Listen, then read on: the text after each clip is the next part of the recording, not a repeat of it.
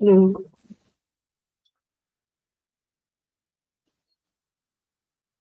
Okay. So uh, we will just have 10 minutes for you to fill in the evaluation for the class. So I'll have to leave. We will not come back.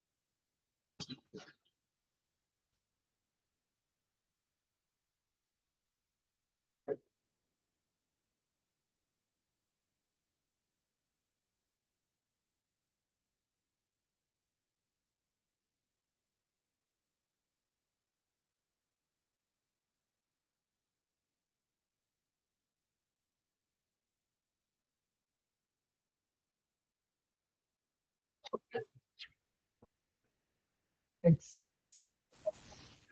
So today, what I was planning to do was to discuss one of the two of the exam questions, which I think were a bit more difficult. So we will start with something more recent first. If you remember our exam, there was this question which I don't know whether I think I remember you didn't get this one correct. I think, do you recall this one? We'll okay, have a read and see. Let me switch on the projector. So what I'll do is I'll guide you into solving it. I did this in two ways. One way is shorter than the other, so I'll show you both. But I want to show you both because they approach the problem differently and you learn different things by solving it differently. Although one way is shorter, so of course for exam purposes you should do the shorter way. But this is the one. I want to ask you, when you read a question like this, and there's 250 people, what is the first thing that should come to your mind? What is the first approach that you should think of when you're trying to solve a problem? Sample size is so big. There is, again, one thing I want to get across. Do you know what you should be doing? Like how you should attack the problem, first of all. When your sample size is this big. Is there anything that you can recall? Yes, you need to use normal approximation. That's right. You see? So this is a very, very big factor. Anytime you see a question where the sample size is so big, you can't possibly do it mechanically like that. So you kind of have to figure out all of it. So you have okay, so have that in your head first. So read the question again. You have 250 female recruits. So did you understand the problem? So first of all, there's a 0.45 probability that the person remains until retirement. But 55% will leave. If you leave, you don't get pension. Pension is stay the whole thing there. Now that's more complicated is the fact that some get married, some don't. And then they will pay the pension to a married person who retires, both she and the husband. So you understand the problem. Okay, so let's work it. Okay, and what do we want? We determine the probability that there will be at most 210 pensions paid, not just for the recruit, and the husband. So you have correctly said problems like this, where there's a huge sample size, always think normal approximation, right?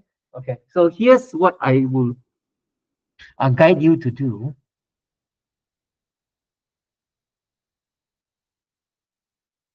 I wrote it out in stages, so I want to work it through with you so that you can see the process of how. Okay, so first of all, if this is the I'll show you the long way first, because I think this one yeah, I know this is the longer way, but I want to teach you something. So let's say X is the number of pensions that are paid to the. Okay, do you agree first of all that that's standard, because some people don't see the whole time.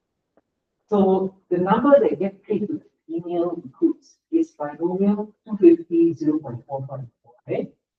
Because there are 250 recruits and there's a 45% chance they will stay till retirement. So do we agree with this one? Okay. Then Y is the number of pensions paid to husbands. Okay. Now the tricky part is this. What's the distribution of Y? X is easy. The number of women that end up having to be paid a pension is binomial 215. No dispute. But the problem is the husbands. How do you do that? So you see what I wrote there. We want to find the probability that the sum of X and Y is at most 210. Okay. So I think this much we agree. First of all, you need to realize that it is X plus Y 210 or less, not just X. Okay. So let me ask you at this stage, you have correctly said that you some kind of normal thing. You know what do you need to do in this context?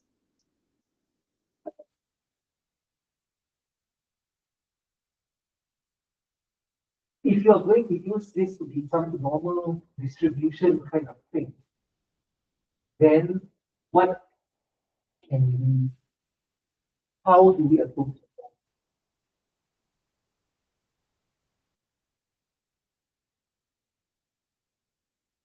Like, how do you evaluate this using a normal? Whenever you want to use a normal distribution, what do you need to do?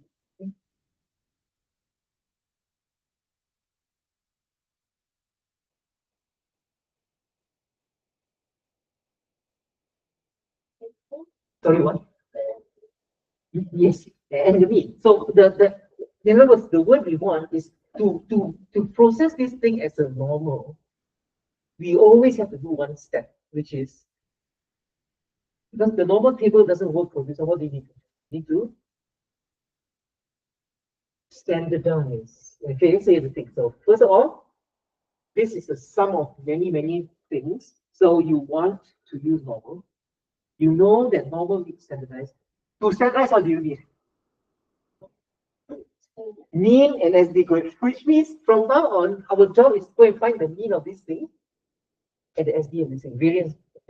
See, so that's why these steps are very, very important to get across before all the details come and then they cloud things up. So we will need e of x plus y and variance etc. You agree, right? We just said we will need these two things. Okay. So now, how do we do this? Okay. So what you need to do first, what is ex? Okay, do you remember from binomial what's the rule?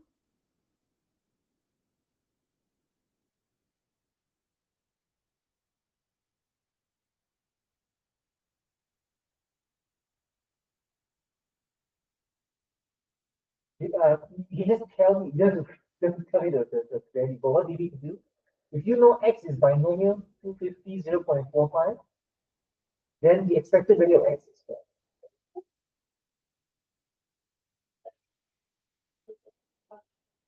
Correct, right? And of course, you know, var, okay, var x is that times 0.55. So we have that. Okay? Again, why am I writing these things down? Because we need a whole bunch of things. We need variance of x plus y, so we need var x, we need var y. We even need actually, if I were to ask you, var x plus y, how do you do that? Var x plus y, you need to, how do you expand var x plus y? Uh, I'm just trying you to think about the things that you need to gather in your hands before you can solve the problem. That's right. This is an important formula which you actually do need to know. Do you know the formula for var x plus y generally? Oh, yes. Yeah, you can tell me some of the terms. You don't know all the terms. How do you expand var x plus y? Yes. Comma y. Yes, that's right. Don't forget that the covariance is there because x and y are not independent because y are here, and that's where we are going to. So, okay, with all these things in mind, what's the distribution of y? Now, y is weird because how many husbands there are who get paid, it doesn't depend on how many women actually get married and have a husband. So this is a case where, what do you think we're going to do? Can you tell me how many, basically y is also binomial, but can you say y is binomial and you give me a sample size? Definitely. Or is the sample size random? If the women who get paid a pension, the sample size is 250 because there are 250 recruits. But we don't know how many of them end up getting married. So the number of husbands who get paid, we don't know the sample size. The number of husbands that will end up getting a pension. Okay. So what is the distribution of why we don't actually? So what am I getting? So you will also, one thing you need to realize is whenever you have something like this, the way to approach the problem is you don't know why, but if I know how many women got married, then is there a way to know how many of the husbands will actually end up getting a pension? Okay? So we don't know what the distribution of Y is, but if I know how many of the recruits got married, then I can tell you what is the number that will end up staying, having a wife that works on until retirement. Okay, so you see the problem is, first of all, not all the recruits will work in retirement, and not all will get married.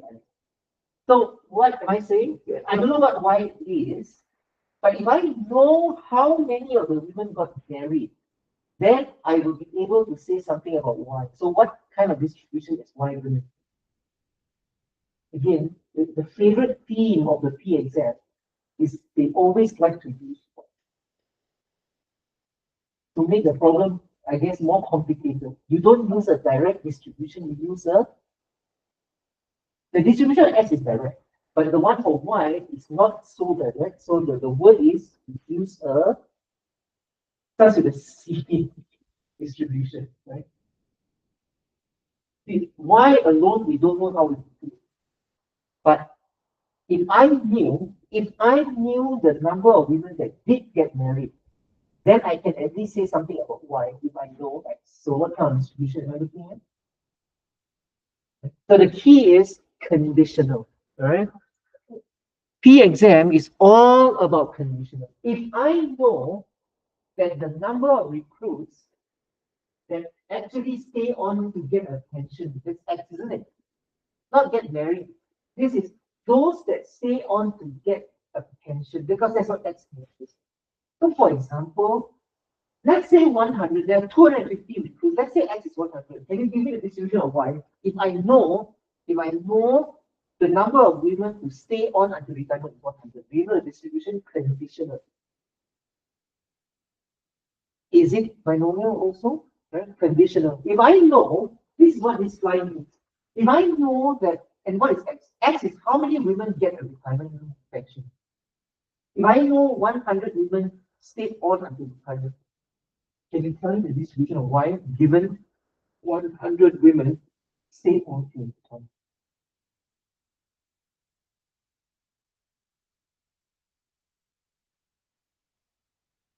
So you see, it's two layers. First of all, the number of women that stay on until retirement is X. We know there's a 45% chance of a woman staying on to retirement. So we know X is binomial 250. So now if I condition on the fact that I know how many women stay on to retirement, let's say 100. Then can you tell me how many of them, how many husbands or how many pensions need to be paid to the husbands of these X women who stayed on until retirement? What's the distribution of Y given I know what X is?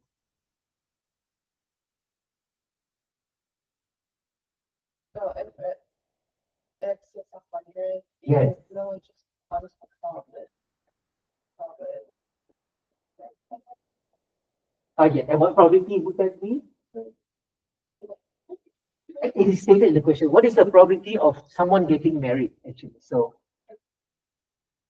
I think it's 55%. Is it 55? Or was it 55? Let me see. Check and see. Is it 55? I think it is. So you are almost there. No, sorry, 75. Sorry, 75%, is it?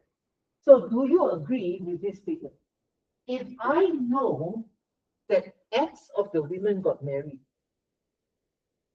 then the number of pensions that are paid to the husband is a function of this number. And if you think logically, if 100 women, then what is the expected number of husbands that need to pay pension? 75, because 75% of them are expected to get married.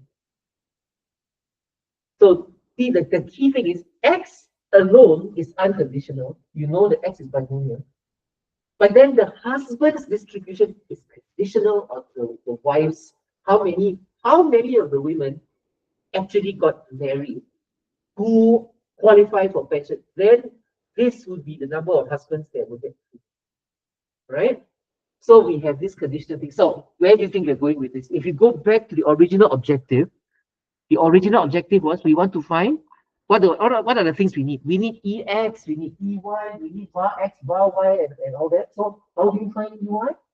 Do you know how to find EY? EX was easy because X is unconditional. How do you find EY?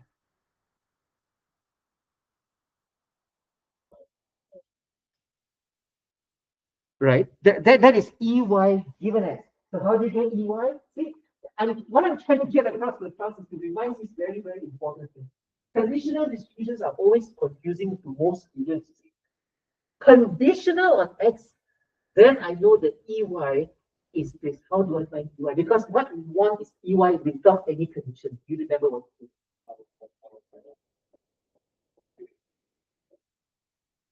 Yes, I think I know that if you compute this, you need to know the distribution of these things. So is there an easier way?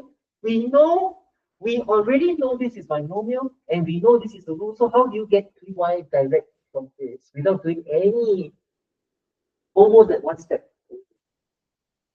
right? You have EY given X. How do you get EY? Do you remember this one? Also very important.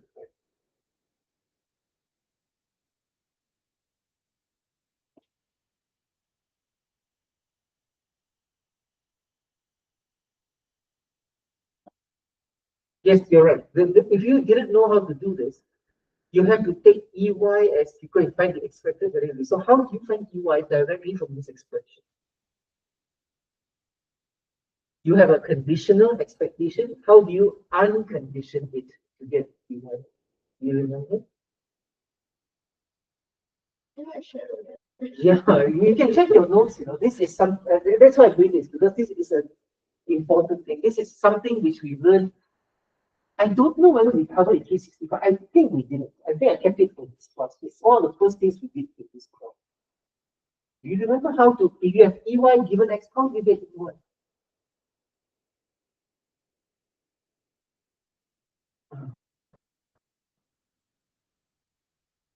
Right? You E this thing, remember? Oh, oh, isn't it? EY is EY given X. So that's why I'm doing this because this is a longer way to solve the problem, but it's very instructive. You see? So EY is EE given X. So that's why this problem is difficult because it involves unconditional and conditional. That's very, very tricky. Students usually have a very, very hard time writing this kind of thing because they don't appreciate this. I'm trying to get across to the class the importance of knowing if you see, I don't know what why this. I don't know how many of the husbands are going to get paid, but I know it is a function related to how many of the women actually get retired, and then the probability that the woman gets married. So condition, if I so actually conditional distributions are easy in the sense. Let's pretend I know how many women retired. If I fix that, then I know the distribution of ones. Like that. And when you use this trick, oh, I want EY. I don't want EY given X directly. I want EY. So I know this trick EY is EY given X. But we know the expression for EY given X is 0.75X. And then you use your normal rules of expectation to transform. And then you see we're back to EX, which is easy, which makes sense because the expected number of pensions you pay to your husband is 75% of the expected number that you pay to the woman. Because see, so but this is the way you argue. So I guess the next thing we'll ask you is what about var y? Because we also need var y. How do you get var y using this kind of trick? Do you remember the expression? There's an equivalent one. So EY is EE1 given X. What's var y? Do you remember these two came as a package when I gave this? Uh, this is E bar E, correct? So you do E bar E. So can you write the expression? Because you yeah, so var y is uh, I learn it I remember it's var E Y, but you can learn it the other way. So var y is var E of y given x plus E bar y given x. Okay, then I want you to write down what is var y given x. Like that. But before I show you the next one.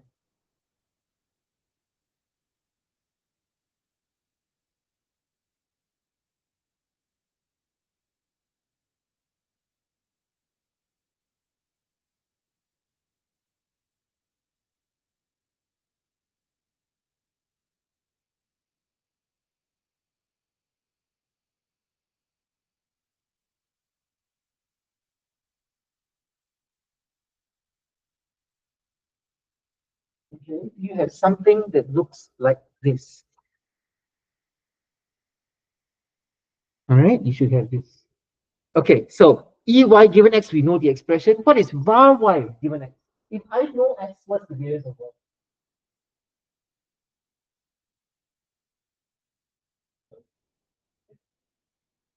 Right? We go back to the conditional distribution. If I know the number of women that retire, then what's the variance of Y?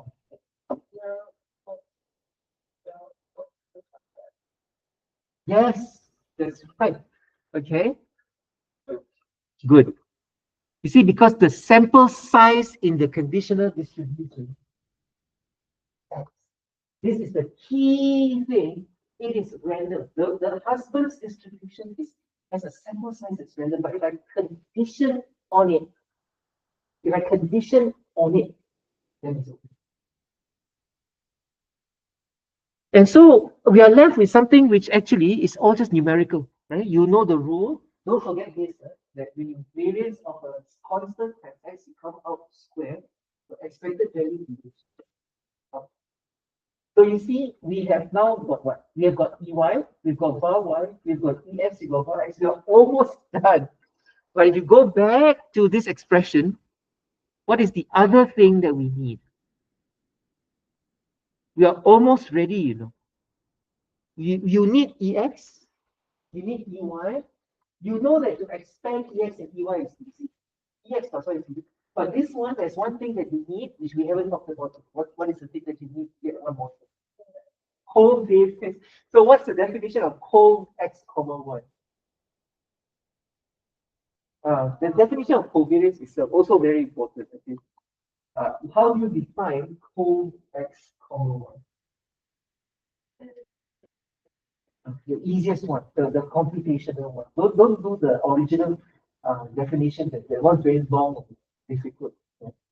It's y minus x plus y. Very good. So do we already have Ex and Ey? We have that. So what's the last thing that needs to be found? E of covariance is Ex1, E of X1. That's one. And you cannot assume that E of Xy is Ex and Eyy. Okay, if it is, then your covariance is zero, then it's a much easier problem.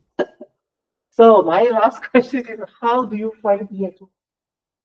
Is there another trick that you can do to find EX1? This one, I think I have never showed in class, so it might be something which you will learn today is new. How do you find EX1 using a conditional kind of trick? Do you have any idea how to do it? Okay. I think this one is a little bit unfair to expect you to do because you need to be shown this once. I remember in grad school also I was, or maybe it wasn't grad school, I think it was undergrad. My lecturer showed me and I was like, wow, that's okay. So first of all, we established what you said. The variance of x plus y is bar x plus bar y plus 2 cov xy. So we have that. You have also said correctly, cov xy is exy minus exey. So we have all the ingredients that we need. So finally, we have this expression that we want, okay? I haven't talked about the exy yet. I just want to show you the main goal. We want to solve this original problem. Standardizing means you subtract the mean of x plus y and the square root of variance of the quantity. So if you did all that, then you will get. I'm just grabbing my water Oh bottle. yeah, okay. If you did all that, then you have standardized and you get your answer. All right, like that. Remember that the act of standardizing always subtract the mean divided by the square root of the variance.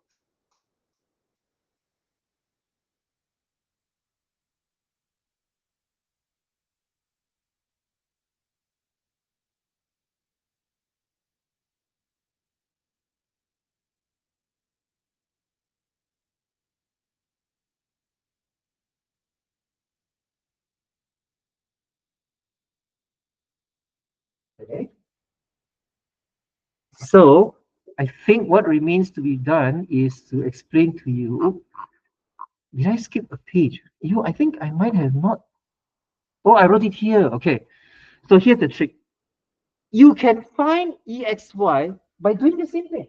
The expected value of anything is EE that thing condition or something else.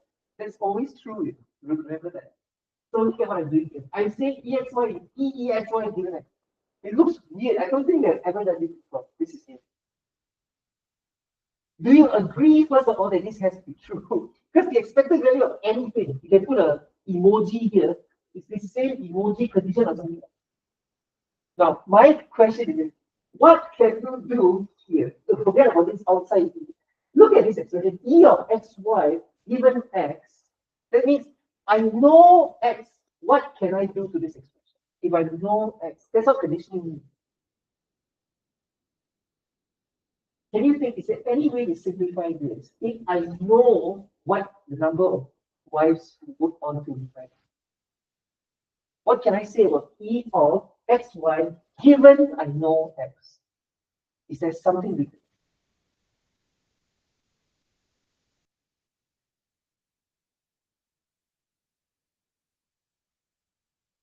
what makes sense?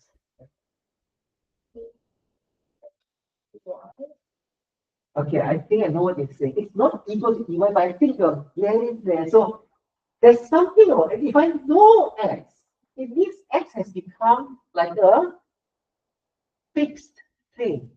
If X is fixed, what can I do to this thing for an expected value? What's the rule for expected value of fixed thing times random thing?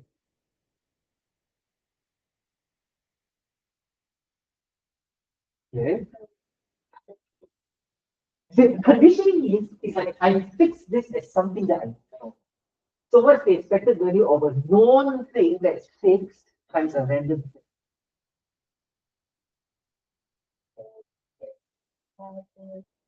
And then what happens to this one?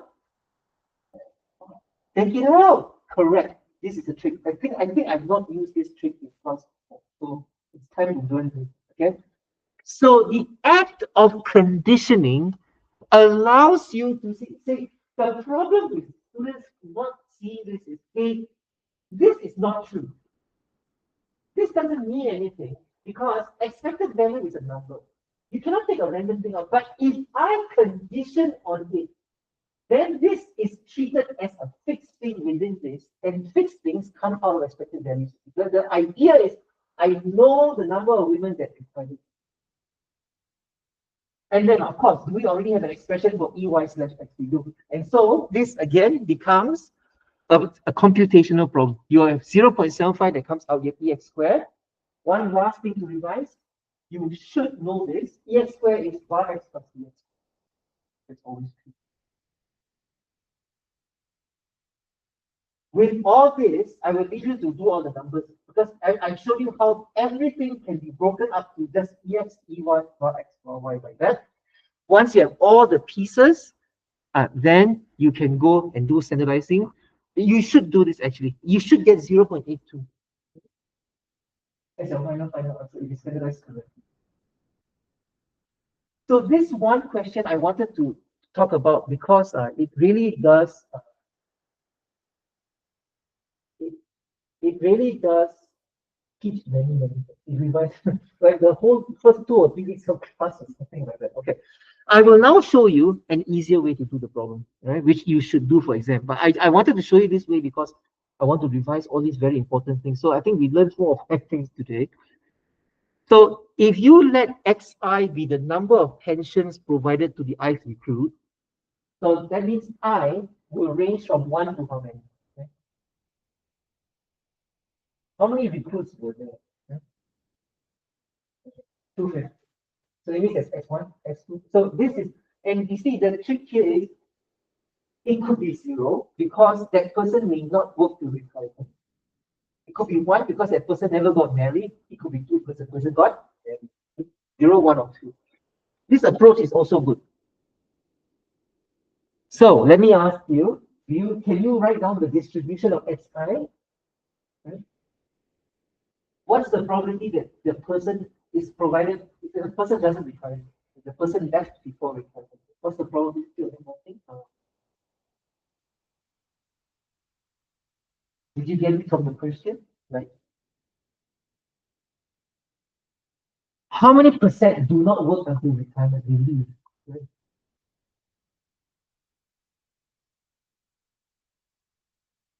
Let me flash back to the question and you'll see. Um, right. Do you see from the question? What is the probability that a recruit doesn't get a pension payment? 5, that's right, not 4.5. 4.5 is they do get the pension. So 0.55. Then can you answer this one? What is the probability that recruit gets paid 1 pension? In other words, so this one happens with probability 0.55.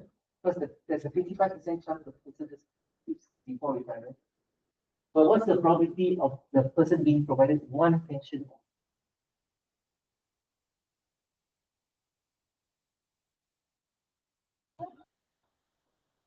Uh, these three probabilities can be added to one. So if this one is 0.55, then what? So right. Do you know how to do this? Wait, 0.55 is this one. Let's see. What about the person leaves with retires, but it's only paid one. So for two, it should be 0.45 times Correct. And so for one, or minus. that's right. So this is the most tricky. Correct. Because you have that one. Because for anyone, any of these three things must happen. One of these three things, actually. So you have exactly said correctly. So what can you do? Is it easy to find EXI and EXI squared from this kind of argument? Okay, well, how would you find EXI? What's the expected, therefore, what is the expected number of pension that is paid to this person? Can you tell me the calculation that you would do? What is EXI? This is revision. How do you Plus two. That's right. Okay. How do you find bar XI? It's never directly to find bar XI. You need to find what? Uh, EXI squared. Correct. And how do you find that? Well, just take your EXI work but square the x. So you have one square, two square. Very good. So if you did that, you should get EXI 0.7875. Okay, that calculation that you said should give you EXI as this one.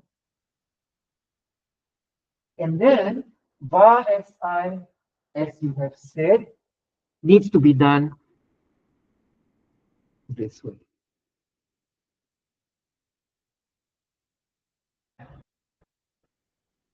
So in the time that remains, how do we solve the problem? This is just for one person. Can you write down an expression for what does the question mean? You want to find the probability of what? Can you tell me? Right? This is for the I to be true. So what does the question want? Can you tell the problem statement that the question wants you to solve? Can you state it? You don't do the calculation yet, but can you state the problem? so X size for the immigrant. Yes, for the I person. So what does the question want?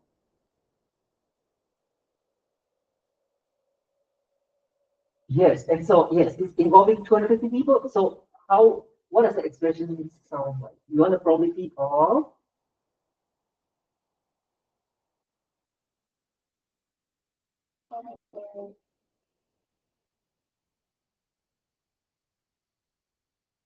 this is for the I person. We are finding the distribution of how it behaves for person I, how many pensions are paid to person I.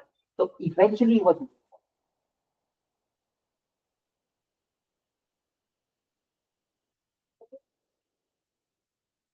yeah, so it's a probability statement and it involves 210. So what's the expression that it involves?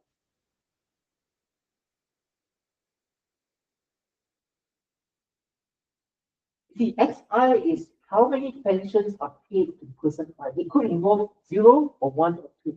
So the probability that we want is that the sum of all the XIs less than or equal to 210. And so that is good. So that means we actually want this. We actually want find the probability that the sum of the XIs, then can we take it from here? How would you do this? See? And now you have a sum of a large number of things. What is the idea that should come to your mind?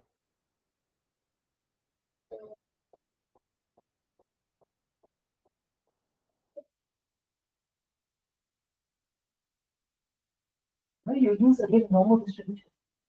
Oh, Again, how else are you going to do this? The hint here is large sample size, always I'm going to try to use some kind of normal.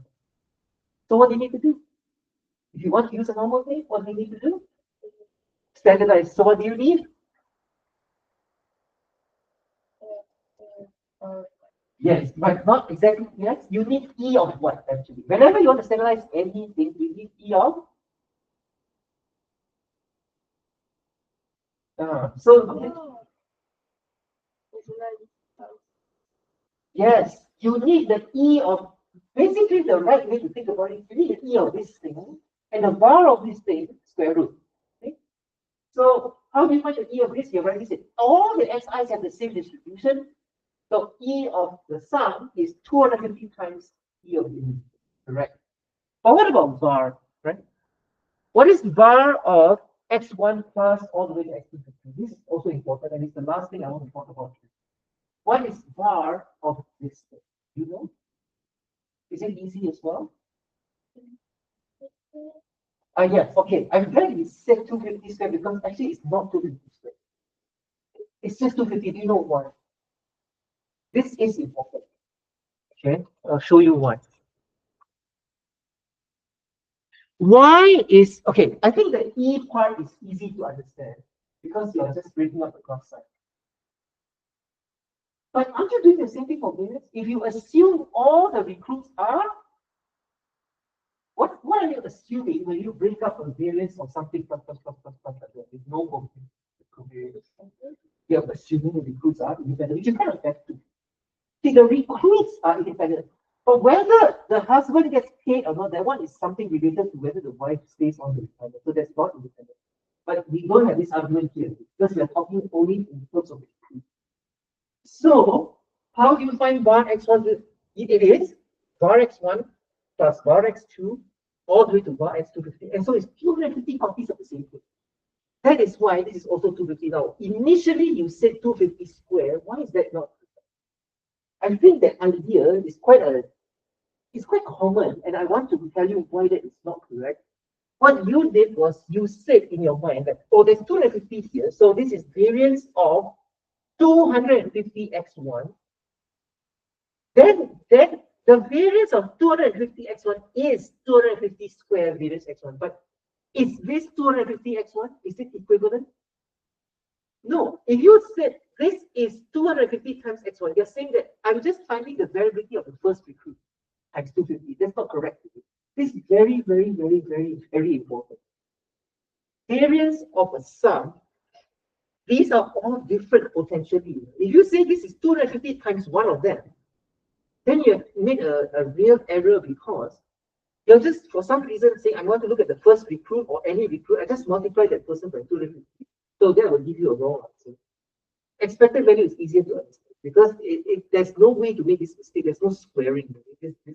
So if you have this, then you are done because you have all the numbers that you need.